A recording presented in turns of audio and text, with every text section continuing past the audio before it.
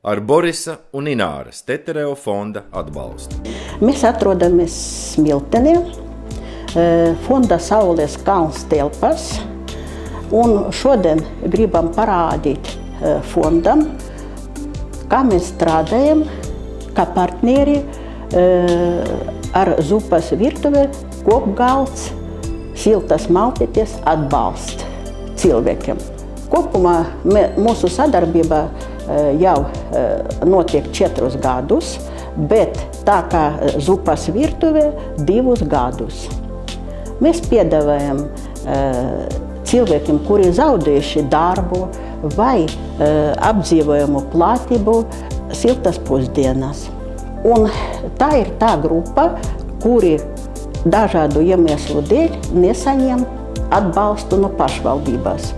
Un pateicoties fondam, viņi var šeit justies ļoti labi un ērti, jo viņi ne tikai saņem šeit pat siltais ēdiens, bet arī viņam ir nakts patversme. Viņi var šeit pat arī dzīvoties. Un, protams, viņi var saņemt psihologa, sociālā pedagoga un sociālā dienesta palīdzību.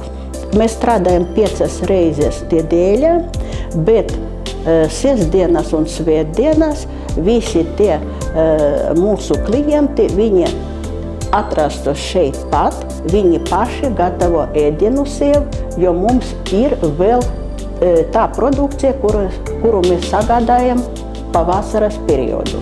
Ēdienu mēs ņemam no ogas, mēs salāsam paši pavasaru, brīvprātīgi.